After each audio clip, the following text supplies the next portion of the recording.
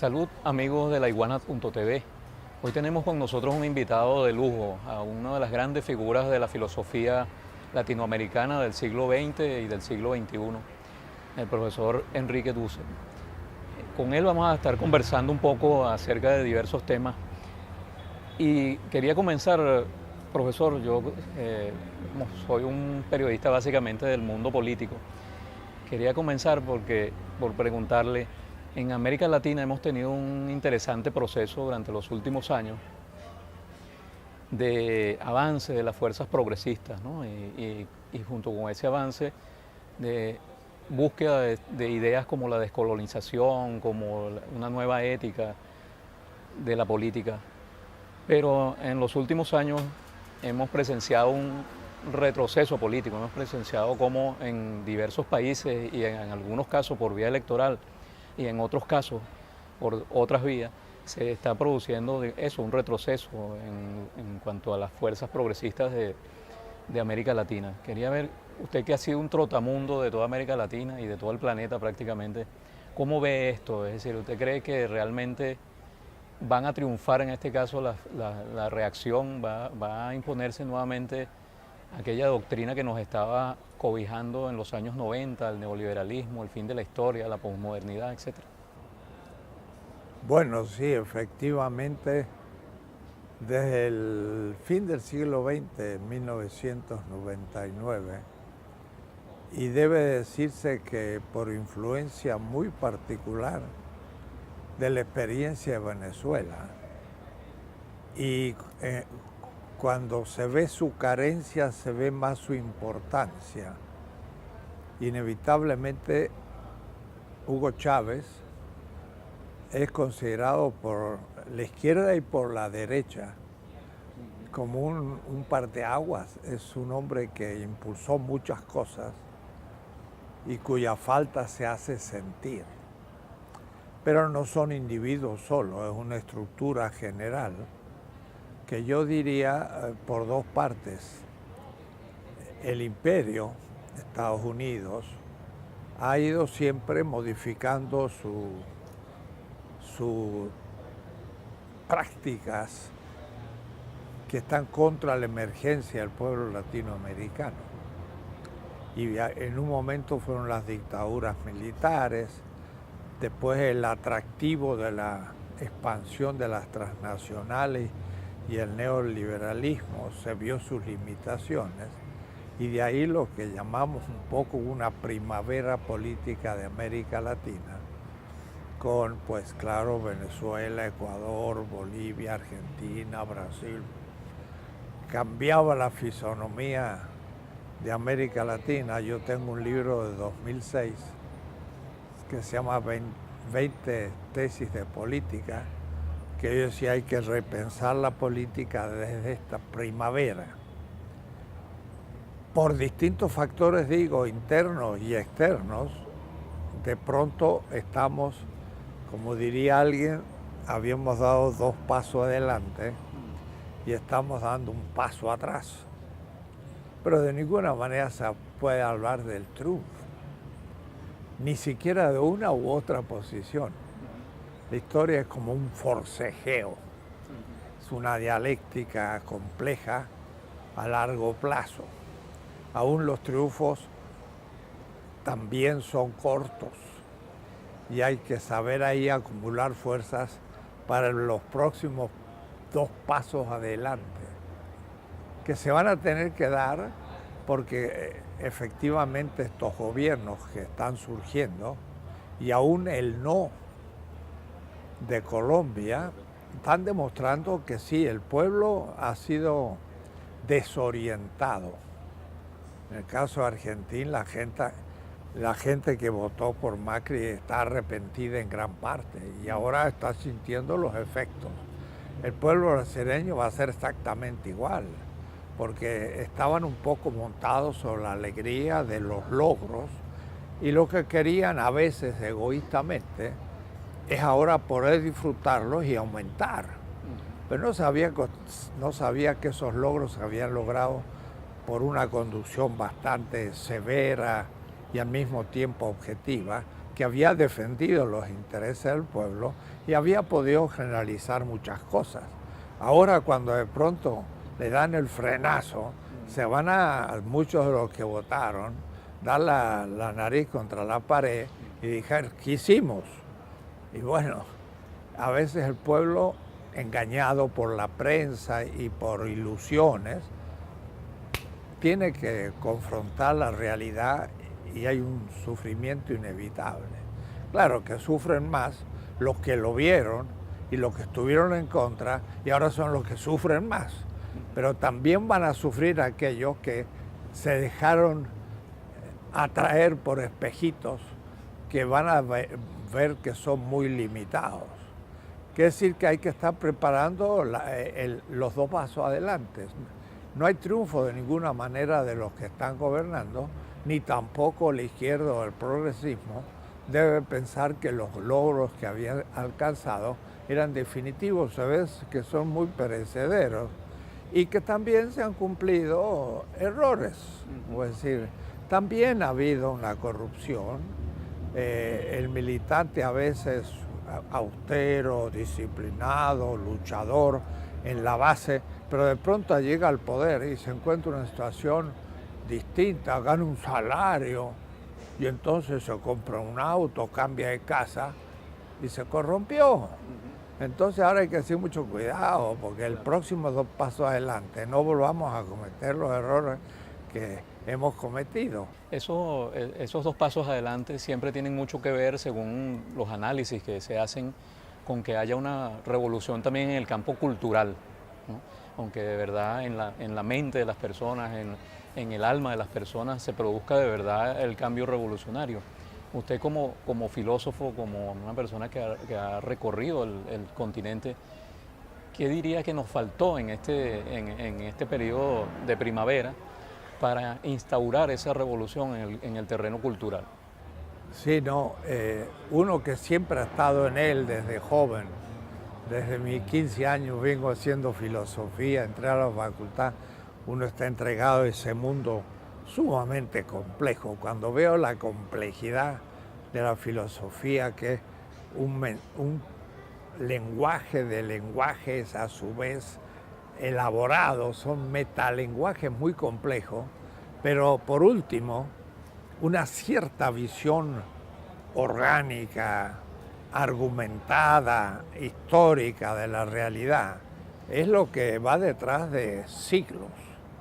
El pensamiento de un Platón en el Mediterráneo o el de Confucio en China o los Upanishads en la India son pensamientos que dieron el fundamento y la luz 7, 8, 10, 15 siglos. O es decir, cosas que entran muy profundamente. Entonces, tenemos nosotros una cierta interpretación de la realidad que al mismo tiempo que parece atractiva, también es una prisión. Y lo que estamos descubriendo en últimos tiempos, un pensamiento crítico que en América Latina empezó hace 40 años. Sí. Cuando planteamos una filosofía latinoamericana de liberación, era anecdótica. Los profesores universitarios formados en Estados Unidos y Europa decíamos, eso es un subproducto de una incultura, no una cultura latinoamericana. Teníamos que golpear las puertas a las universidades y nos rechazaban, no nos permitían ser profesores, porque, total. Bueno, esto ha cobrado más fuerza y lo cierto es que tenemos en la cabeza, en el fondo, una interpretación eurocéntrica de todo, pero tan profunda que cuando uno da ciertos ejemplos la gente se espanta de cómo podía ser que yo viera las cosas de una manera tan unilateral, a la europea, negándome a mí mismo y justificando la dominación que sufría. Entonces, el último nivel de la dominación y al mismo tiempo de la transformación histórica es una cierta visión del mundo. Y a eso, hoy, en el nivel más crítico, le hemos llamado de decolonización epistemológica. Episteme significa científica, entonces sería una descolonización filosófica, científica y tecnológica. Es decir, tenemos que ver que el mundo que tenemos delante de nosotros colonial en América Latina, no, que ya en 1810, 20, nos liberamos de España, caímos en manos de Inglaterra y Estados Unidos y estamos en una etapa neocolonial, como dice Mariátegui y también el gran héroe cubano Martí. Nos toca la segunda emancipación, estamos luchando por ella. Y estamos en una situación colonial agobiante, pero mucho más sutil que antes y mucho más extractiva de nuestras riquezas. Diríamos que los españoles nos robaron pequeñas cosas, ahora nos roban hasta el alma. La dominación ya no es que hay un soldado en un destacamento español a cientos de kilómetros, ahora se me meten en la cama con la televisión y me hacen propaganda. Puedo decir que es mucho más tremendo que antes. Y por eso que el pensamiento crítico es inevitablemente, si no el origen, porque el origen es la práctica, la gente que se juega, pero hay que formular eso para dar un horizonte de largo plazo. Y una revolución que no llega a una descolonización del pensamiento, sigue siendo colonial. Claro. Y aún en las posiciones más extremas, diríamos, marxistas, ¿no? Marx es una cosa, y yo pienso que hace una crítica al capital válida hoy, Marx. Pero el marxismo-leninismo es eurocéntrico y no se moderniza eurocéntricamente en la medida en que lo queremos cumplir, porque seguía siendo eurocéntrico. Sí. Sería largo explicarlo. Sí. Pero entonces hasta la izquierda no está vacunada de seguir siendo colonial. Hasta los sectores más vanguardistas, ¿no? Tienen esa... Hasta los más vanguardistas, pero claro, entre comillas, ortodoxos. Y tienen nuevos dogmas que nos vuelven a tapar. Entonces, la tarea es difícil, pero ya la tenemos. Tenemos ahora que empezar a tomar conciencia de cosas que estamos elaborando y ya no depende de Estados Unidos y de Europa lo que estamos produciendo, es nuestro. Y es nuestro porque partimos de una realidad distinta, hemos aprendido a pensar, si quiere, lentamente, y ahora tenemos que entrar a ser responsables de hacer cambios mucho más profundos. La oposición a esta revolución bolivariana es no de un conservadurismo solo económico, burgués, político, liberal, es histórica, cultural y hasta espiritualmente y hasta cristianamente colonial.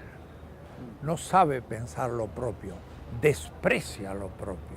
Y el mismo pueblo a veces, tal es la educación por la televisión y los medios de comunicación, que se desprecia a sí mismo y anhela salir, pero no podrá hacerlo. Tendrá que al fin revalorizar lo propio y de ahí empezar a construir un proyecto de felicidad. Porque si piensa imitar a los otros, nunca lo podrá hacer. Doctor, en el caso venezolano, nosotros estamos viviendo en este momento una crisis bastante grave desde el punto de vista social y económico fundamentalmente. Y esto lleva a una vieja pregunta que muchas veces se hace la gente común y corriente, ¿no? Que es ¿para qué sirve la filosofía? Y sobre todo, ¿para qué sirve la filosofía cuando la persona tiene necesidades, tiene hambre? Eso es muy interesante que una persona como usted conteste esa pregunta. Mira, debo decirle que es una convicción que he ido acumulando en los años. Cuando tenía 23 años y era joven licenciado, eso hace 60 años. Pero a medida que voy creciendo y ganando años, pero no perdiendo juventud, voy viendo más la importancia de la filosofía. Porque no es asunto de comer hoy, es comer mañana. Es como decía un líder asiático, no es asunto de darle a alguien como limosna un pescado. Hay que enseñarle a pescar. Si hay pescado o si la ecología no lo has matado porque es fruto del capital, claro, irreversible. Entonces, veo tal eficacia de la filosofía que hasta me extraña que me pregunten, ¿para qué sirve? Sirve para cambiar el cerebro, para cambiar la interpretación, para poder ver lo que nos está pasando. Porque lo que aparece son apariencias. Aparece la Coca-Cola, la riqueza, el modelo americano. Y los mismos americanos están completamente desilusionados de lo que son. Miren los dos candidatos que tienen, los dos, el pueblo no cree en ellos, y el pueblo que parece que es la imagen de la democracia, porque ha sido un pueblo, me voy a animar a decirlo, barbarizado. Se le da las noticias que convienen, y casi todos norteamericanos. Dicen, van a la Siria y ni saben lo que es Siria. Y destruyen Alepo y ni saben lo que es Alepo. Han destruido Bagdad, que es una ciudad centro de una cultura mundial, centro del origen de las matemáticas modernas, de la astronomía. Ahí estuvieron grandes aristotélicos que después pasaron a Fez, Córdoba, y llegaron a París en el siglo XIII, pero en Bagdad 4 siglos antes ya tenían la filosofía aristotélica de Tomás de Aquino. Pero Alepo, que ahora la están destruyendo, en el siglo VIII los árabes tomaron la filosofía griega y cambiaron el mundo. El mundo musulmán es profundamente racionalizado. A ellos no les cuesta para nada asumir la tecnología, porque lo hicieron 5 siglos antes que Europa, ¿no? Entonces, tenemos una tal ignorancia del mundo que destruimos Bagdad y no nos damos cuenta de lo que ha sido. Me encontré en Estados Unidos con una profesora en Estados Unidos que venía de Bagdad. Yo, usted viene de Bagdad. Y se me ocurre preguntar, ¿y su familia vivió en Bagdad? Siempre. ¿Y desde qué siglo? Del siglo IV. Era judía. Su familia escribió el Mishnah, que es un libro sagrado para los hebreos, en Bagdad. Entonces, yo la destruyo a Bagdad y no me doy cuenta de lo que destruyo. El señor Bush es un ignorante, no sabe ni lo que tiene delante de la nariz. Apenas sabrá 2 más 2 es 4, pero si yo le pregunto, dígame, usted ordenó destruir el Irak. A ver, cuéntame su historia. Y este hombre no debe saber nada de la historia, porque es la Mesopotamia, es el origen de la cultura humana. Ahí estuvo Hammurabi, ahí estuvieron el pueblo de Israel en el exilio. Ahí empezaron a escribir en estilo cuneiforme la Biblia. Y no saben que ha destruido la cuna de la Biblia el señor Bush, que se cree un cristiano fundamentalista de derecha. Bueno, la filosofía es la que permite entender la realidad, saber que son fantasías los que nos proponen e ir a la esencia de las cosas. Y eso entonces es el origen de toda revolución. No quiero citar a los clásicos del marxismo, pero alguien dijo, una revolución, si en teoría no es revolución. Y Hugo Chávez era un estadista que leía, que estudiaba, que cuando hablaba tiraba los libros que había leído esta semana, excepcional en todo el mundo. Que me digan qué presidente leía como Hugo Chávez libros de política, de historia, de cosas. Y la oposición se opone por atavios eurocéntricos que me gustaría tomar a mis colegas de la universidad y ponernos a discutir y poderles probar que tienen una suma ignorancia. Lo que más están haciendo es comentando a los europeos. Y en filosofía, ¿usted qué es? Kantiano. Y usted, hegeliano. Y usted, comentador de Habermas. Señores, repetidores, ¿dónde está la filosofía nuestra? Ustedes no son filósofos. ¿Sucursalero lo llamó usted alguna vez? Le llamo sucursalero y lo son. y de vergüenza. Y además, ¿qué han creado? Nada. ¿Y usted cree que un comentador de Habermas, lo va a considerar tan importante? Lo va a querer porque está propagando su pensamiento, pero no lo va a respetar porque no ha hecho nada. El asunto sería que criticara a Habermas y fuera más de él desde Venezuela. Ahí sí empezaría a hacer algo que el propio Habermas diría, me está acerruchando el piso desde una situación distinta. Pero no se animan, son cobardes políticamente e ignorantes teóricamente. Una última cosa, doctor. Usted ha sido una persona que ha planteado el tema de la filosofía de los pueblos originarios latinoamericanos, ¿no? Yo quería saber un poco cómo se puede instrumentar eso, cómo se puede llevar a cabo una investigación histórica que permita de verdad mostrarle eso al mundo, tomando en cuenta que estos fueron unos pueblos que en general no tuvieron una lengua escrita, ¿no? ¿Cómo? Que no tuvieron una lengua escrita. ¿Quién? La mayoría de los pueblos latinoamericanos. Voy a responder primero a esa pregunta. Ajá. Mire, dice Aristóteles que la filosofía, y como dicen todos, Platón y todos los griegos, y me refiero a ellos porque los eurocéntricos son helenocéntricos. Entonces, si yo cito a los filósofos griegos, ya me hacen caso.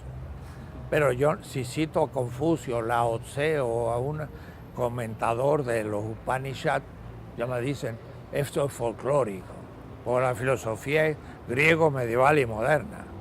Un invento eurocéntrico. Para poder pensar qué es la filosofía, hay que ir a la etimología de la palabra. Filo, amor.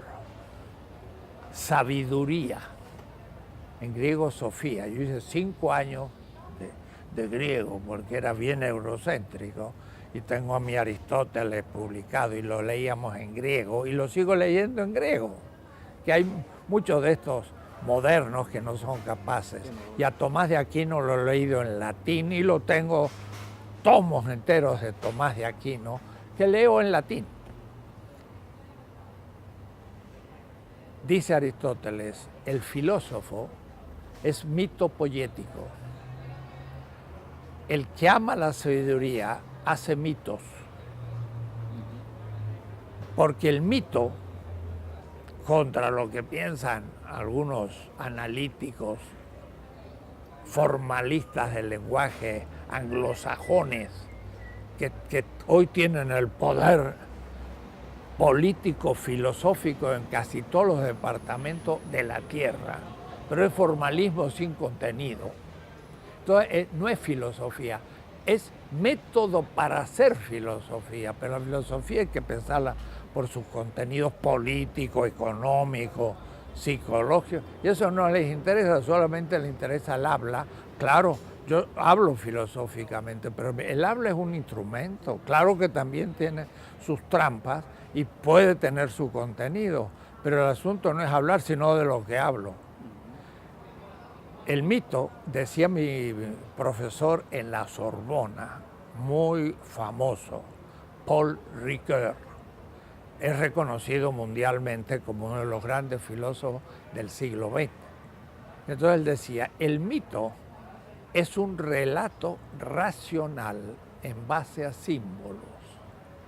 Es racional, da justificación, argumenta, pero simbólicamente, no unívocamente. Entonces hay que tener hermenéutica para darme cuenta que si la hermenéutica es, hay que saber interpretar los mitos para entender el contenido racional, no estúpido para chiquillos o inventado. Entonces el sabio crea mitos, en el sentido que pone relatos que son muy difíciles de interpretar. Mire, si yo, por ejemplo, digo, el relato de Adán y Eva es un mito, en el sentido de Paul Ricoeur, es una cosa muy seria, muy racional, no es para chicos, es para grandes. Es un mito, significa, está cifrado simbólicamente la estructura, no de un pecado original, no es el tema. La estructura de la falta moral hoy y siempre. Es un relato que corrige otro mito, el mito de Gilgamesh en la Mesopotamia, siglo V antes de la era común o la era cristiana, hace 25 siglos. Los judíos en el exilio en Babilonia, a 50 kilómetros de Bagdad. Babilonia es Bagdad, la han destruido. Pero hace 25 siglos los judíos estaban exilados en Babilonia. Y entonces había un mito que se llamaba Gilgamesh, que es muy parecido a Prometeo. Y entonces el mito adámico corrige ese mito. Pero si yo lo leo solito, no entiendo nada si no sé a quién corrige. Exacto. Y entonces es un mito absolutamente moderno, actual, no moderno, sí, que me enseña cosas que en cada época puedo releer. O es decir, el mito es un gran instrumento de la sabiduría. Pero no es filosófico. La filosofía tampoco es ciencia. La filosofía piensa el principio de la ciencia. El geómetra puede ser un geómetra extraordinario, pero ¿qué es el espacio? Y, quizás el geómetra nunca pensó que es el espacio. O el gran matemático, ¿qué es un número? ¿Qué es la cantidad? Ni Einstein se pone a trabajar ese tema. Eso lo hizo Husserl en una tesis sobre la filosofía del número. Entonces, el filósofo va al fundamento de la ciencia, y no es ciencia, es sabiduría. Pero un chamán de una comunidad indígena quiché o guajiro, cuando le preguntan el sentido de la muerte, cuenta un mito y le da un sentido. Y hasta puedo yo comparar el distinto sentido que han dado a la muerte las distintas civilizaciones. Unos dicen, muere el cuerpo, pero el alma es inmortal. Eran los griegos, los hindúes, los indoeuropeos. Pero los semitas, por ejemplo, Babilonia, que eran después también los palestinos, en Egipto, ellos decían, muere la carne, o es decir, el ser humano. No hay alma, muere todo y resucita. Otro mito. Entonces son dos mitos. Los dos no se pueden probar científicamente, pero da un sentido muy distinto a la vida. Si yo creo que el alma es lo bueno, lo divino, lo ingenerado y eterno, el cuerpo es el origen del mal, plotino, tener deseos sexuales, pecado. Pobre San Agustín tomó eso y creyó que el pecado original era el amor sexual. En cambio, los semitas pensaban que yo soy unidad, muero y resucito. Quiere decir que mi carne es digna. Y Osiris, 20 siglos antes del fundador del cristianismo, y 19 siglos antes de Engels y Marx, le preguntó al muerto, claro, es un mito, ¿qué has hecho de bien en la tierra? Y el muerto le dice a Osiris, le di de comer al hambriento, de beber al sediento, de vestir al desnudo y una barca al peregrino en el Nilo. Todos principios vitales. Si no como, me muero. Si no bebo, me muero de sed. Si no tengo un vestido, me muero de frío o de calor en el desierto. Si no tengo una barca, me lleva delante del río. Son principios de la carnalidad.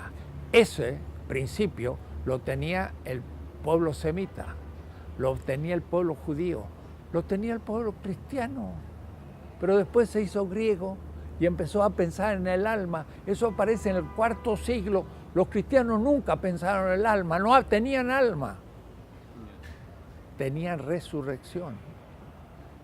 Y ahora en el credo norteamericano en inglés dice, creo in the resurrection of body. Creo en la resurrección del cuerpo, no de la carne. Es herético, no es cristiano. Y lo dicen porque no saben que han perdido una historia tremenda. Digo esto porque mira a qué nivel se encuentran los principios que hacen que dar de comer al hambriento, para un griego, pues, si se muere el cuerpo no hay problema porque el alma es importante. Pero para un semita y para el fundador del cristianismo, dar de comer es la primera obligación. Y eso es una política, eso es una economía, eso es una concepción del mundo. La oposición al chavismo piensa en la salvación del alma, es griego. Los que dicen hay que dar de comer al hambriento, esos están con el fundador del cristianismo. Y son declarados ateos, cosas raras. O es decir, la filosofía cuando es mundial, no eurocéntrica, saca el tapete a los proyectos más inesperados. Por eso es que estamos en la crisis de Venezuela.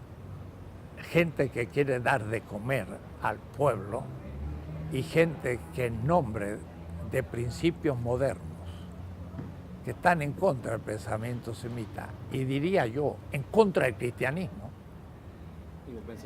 y que creen hablar en nombre de él, están criticando una revolución que quiere dar de comer al hambriento. Y ellos no les interesa dar de comer, sino alimentar el capital, que empobrece el pueblo, pero no tiene ninguna relación la economía con sus principios. El filósofo les muestra su contradicción. Miren qué cosa. Para entrar a temas así como más urticantes, vengo de Colombia. Hay un tal Uribe, que es un gángster. Y como Colombia es un país muy católico, pero le ha salido un papa latinoamericano que está en la línea del fundador del cristianismo y dijo, la paz es importante. El señor Uribe dice, el papa es castochevarista. ¿Y sabe qué? No vaya a ser que tenga razón, pero para el bien, no para el mal. Porque él no es castrochevarista, es adorador de Satán. Porque Satán come seres humanos. Y eso es el capital. Pero eso, él cree que él es el cristiano. Pero ahora ya entró en confusión, por suerte, por fin, porque hay un papa latinoamericano que ya empieza a pensar como nosotros la filosofía más crítica. Entonces, de lo que estoy hablando no es una pequeña crítica de 10, 12, 15 años, estoy hablando de 5.000 años y de toda una historia mundial en la que ahora está en ebullición, porque se acabó el eurocentrismo en grupos críticos y la China y la India empieza a crecer y va a haber un mundo multipolar y va a cambiar la situación, pero no mañana, ni pasado, ni en 10, ni 20 años. Se va a llevar todo el siglo XXI. El que quiera hacer la revolución a fondo, en vida, es un iluso. Las revoluciones se hacen por siglos. Hay que, yo digo, echarse una mochila al hombro de mucha alegría y entrar en la historia. Porque si no tiene alegría, no va a aguantar el proceso. Entonces, estamos un pasito atrás.